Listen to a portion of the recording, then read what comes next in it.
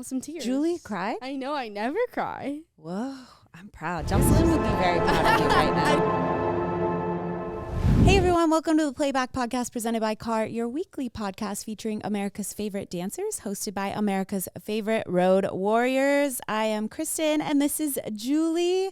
Miss Jocelyn is down in San Diego spreading the word of DAC and making it larger than life. So it is me and Julie today, and we'll see Jocelyn next week, but we're going to cover our road shows. Weekend. All right, I'm going to jump right in. I was at Ultra Redondo Beach.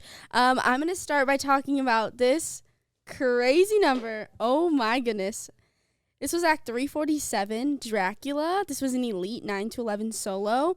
This was Addie from JDI. Whoa.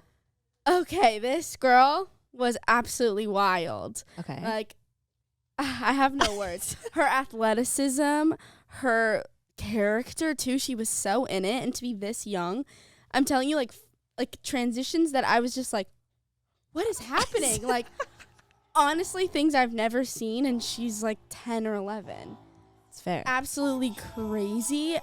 I filmed it on my camera, and then right away I was like, I need to post this on social media. This is so good. Immediate. And she's so pumped. They're coming to like 3 ultras this year. No way. The mom was telling us that her dad bought her a power performance button, and while she's practicing at home, her dad hits it, and it like goes off. 'Cause she wants a power performance so bad. It's so cute. I love that she's so into Ultra and she's so obsessed with it, and she has that Ultra energy. She is Ultra. Like, she was so good. Obsessed. It got me so hype. We love starting off with the hype. Yeah, absolutely. Okay. Okay, speaking of some hype, we had Act 442 solo dancing from Michelle's Dance Explosion from Car Hayward. They had these black outfits with red gloves. I love a glove. I love a glove. Jinx. I liked their choreography and their movement quality of that performance, and I want to live inside their minds for a day because I feel like that would be really fun. You know, like Jocelyn said last week, she wanted to live inside Dino's mind for like a second. Yes. Just to like Just a see where the second. choreography is coming from, like the mindset. And I feel the same about all of these studios, really. 10 out of 10. It was really cool, and I could watch it over and over. Work. All right. I'm going to jump over to Rainbow Fort Smith. This was Act 301 Drizzy from Fayetteville Dance Company. So vibey, so swaggy. It was like a Drake mix. It was so good. You know I love some Drake. So this got me right away. They like started with their hood on, and then it like rippled as they took them off, and then they like level changed, like transition.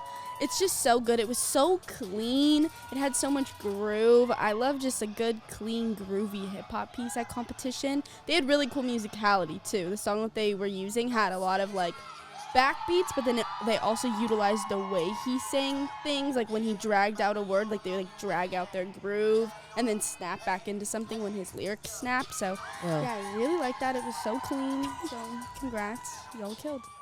I love that. Okay, another studio I want to talk about is Jazz and Taps. They're a big DAC studio. They raised over $20,000 for DAC this past year, and that's absolutely incredible. This soloist was Act 137, Don't Lose Your Head. I was sitting down at the table, and I was like, Brittany, who is this girl? Because I love it. I don't even remember what level or age she was, but I was obsessed with her. I wrote down her musicality and facials. She crushed it. It was that Don't Lose Your Head song from the musical 6. It was fierce. Her eyebrows, she was killing it. Like, I can't even raise one eyebrow, and she was raising both of them, like, different. I don't know how she did it, but I wanted to be her, and I said that she could absolutely be on Broadway with that performance, and that I was in it from beginning to end. Let's go. Like, she drew me in, and I was like, get it, Yes. girl. Yeah. I literally slapped the table, and I was like, who is this? She was cool. And her hair, beautiful. Anyways, I could go on and on about this dancer. She killed it the entire weekend, so. Work. All right. I'm going to go back to Ultra Redondo Beach. This was Act 359, Oldest Trick from On Stage. This was a duo. Okay, this choreographer at On Stage, I don't know if I've really seen this style done in a competition setting. I feel like it's much more like concert style, or like you would see on adults, like at Millennium or at a studio, it's more of like a different type of style, but it was so cool to see it integrated into competition, and this won first overall. So it won, so it's amazing. Yeah. It's so intricate. It's kind of like moody contemporary. Okay. You know? I like it. But it's like the transitions, the textures, like everything connects. Like there's never a moment where it's just like a step. Like everything has a reason, and it's flowing and it's going through each other, and nothing is ever random or out of place. Like everything ties together. Like it's like a whole sentence and a whole story. Like you can't take a piece out because everything flows together. And then the way they used each other, it's partnering, but it's like one girl's on the floor and the other girl's rolling on top of her as the other girl is rolling. So it's just back to that like connection and like the texture that they had through a lot of their dances. He did a lot of solos and groups too, and they were all just, every time I was watching it I was like, whoa. Like it's one of those things where you have to take it in. Like you have to look and try and understand. It almost like is like a contemporary Ian Eastwood, where you have to look at it and actually like contemplate what's happening, and you're like, whoa, like that was really cool. You know, you have to like think about it. Like it was one of those things. Oh my God, I saw one of those last week. It was like a Ian Eastwood, Brian Puspo style infusion. It's that style, but like they're bringing it back. But like contemporary. Yeah. It's so different, and I really enjoyed it so much. So they killed it. Congratulations. I have a performance from Rainbow Mesa. It was actually from one of our new MCs this season. So I'm giving this MC a shout out. She said that act number 202, She's a Lady from Jam's Dance Co., was insane. She said this boy was living, in all caps, on stage with beautiful technique and the absolute best facials. He won Junior Dancer of the Year and first overall. And this came from Katie Bagby. Love to see it. Let's go. All right. I'm going to jump back to Ultra for one last one. This was Act 398, Piano Man from Cutting Edge. I love Piano Cutting Man. Edge. Love me some Piano Man. Yeah. You know, like the combination together, just beautiful. This piece was so cool. I think this year I noticed they used a lot of like motifs, you know, so like a repeating thing in their dance. And Piano Man, they had everyone in black suits, and then one girl was in like a red suit, so she was like the Piano Man, you know. And so they kept like clapping at her, like as almost if she was performing for them. And so like they had a lot of moments of like clapping, and then she had a lot of moments where she was like, they were all watching and she was like playing the piano. Like, so it was really cool just seeing that carry through their whole story. And they're always just so invested in what they're doing, even if it's the simplest like little like movement that takes like 4 whole counts to get there, but they're just all in it. So you just believe it right away. You know, like you're never like taken out of it. You're always just in their story. So yeah, I really enjoy watching them. They killed it all weekend, but Piano Man, whew, That was your fave. it blew me away. I was almost Blew crying, me you know? away. Almost some tears. Julie cried? I know, I never cry. Whoa, I'm proud. was Jocelyn just would be good. very proud of you right now. I mean, I didn't cry. I almost cried. Almost. It was like close. Yeah, Like it was close. the eyes Like, watered. I was like, maybe not that close. Oh. I was like, oh. All right. Well, we're going back to Car Hayward. Act 180, I'm with the DJ. Some cutie little nuggets dancing in some like swishy pants and jackets with their headphones around their necks. And it was the cutest little hip hop piece I've ever seen. I think we posted one of the photos on Instagram as one of like the carousels, and they were feeling it. I said that I was obsessed. From their big kids to their nuggets, they just don't miss. The costuming and choreography, I was just obsessed with their minis. So much sass because they were like working it, you know, like when they're little and they're feeling themselves, they were feeling themselves on stage. And I know the judges loved it too. Like they were smiling along with them, like, get it, girls. Time, you know? Yeah. It fired me up, like the little headphones around their necks. Are you kidding me? Precious. They were also from Michelle's Dance Explosion. Like all the studios in Hayward were just insane. I loved them all. I want to see them all the time. Like, can they just travel along with me? I don't know. Does that make sense? I don't know. They were all really great. I loved them. Shout out to all of them. All right, I'm going to go over to Car Spartenburg. This was an Elite 9 to 11 solo Act 270 Elephants from United We Dance. This was Kinley. Again with the 9 to 11s. I don't know what they're feeding this new generation right now, but wow, the maturity in her movement and the style choice too, like her shapes and everything were, ooh, just so stunning. Wow, I want to dance like that.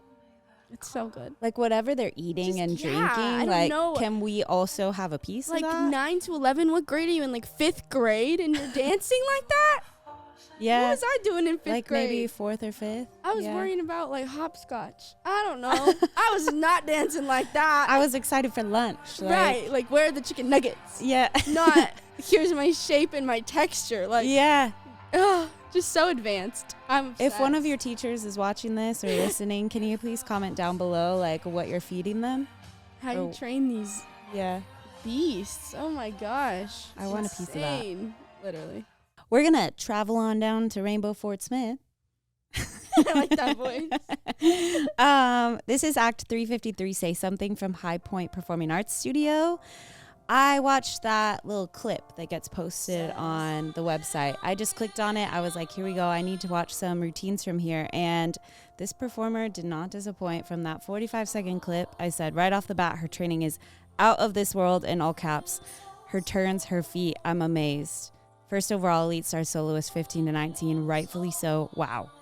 I saw this one too. Her transitions. I don't know if you saw the part I saw where she's like turning and then she goes to the floor. Yes. And it's just like, how'd she do that? Just so seamlessly. Like she didn't miss a beat. Her feet were so like banana pointed. Yeah. Banana pointed. The attitude turn. Woo! Fired me up. Like attitude turns are hard. And going, I think she went and transitioned into that. How? Yeah. Her transitions were seamless. It was stunning. Feet, technique, everything arabesque with that wing foot. Check. Slay. Yeah, slay girl. I don't even like the word slay, but slay girl. We're not going to talk about that. Okay.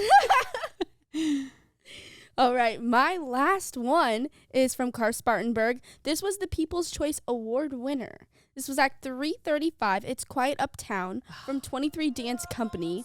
We love the song. We love the emotion. Yes. The style was so cool. They had kind of that Hamilton-y dress look, like the big like tan, and like it went to like ankle length. So it was already like giving emotion already. And then just their quality and my favorite thing was like their breath and their like release. That song has so much like tension and emotion behind it, and so I feel like it could be easy to be very like emotional and like deep, but like they just had such like a calm like breathiness to it that was almost like contrasting and like different to the song, and it was really nice to see where you were like, oh, that's so pretty, you know, like you can like feel them like breathing, and you felt their like release when they would like release out of something or contract into something, like you could feel it through their whole body, and it was so stunning to watch. I just loved that one. It's so fun to watch these dancers on stage, like when they're moving through different emotions and stuff. I feel like sometimes we almost feel it with them, and we're like going on this ride with them. Yeah. It's so fun. 100%. And we're only on like what, week 3, week 4? There's just so much. It's so good already. How is it possibly going to get better? Because you know it's going to get better. Yeah. It's going to get cleaner. It's going to get like tighter. Timing's going to get better. I don't know how. And a lot of these studios we're going to see at nationals. And I don't know. Like Julie will actually cry. I will fall over. But if she's filming, she's not able to. So no, don't. I'll just leave it. She's like, ah. Well, I feel like that's our episode for today. Yeah. We covered a lot of ground. We went bam, bam, bam, you know. Yeah, I'm very proud of us. Me too. I'm proud of them. They slayed. Honestly, across all 7 shows, all the dancers so good. Slayed. Nailing it. Well, as always, thank you for watching, listening, enjoying our episodes each week. We can't wait for the next one. As always, we'll see you on the road.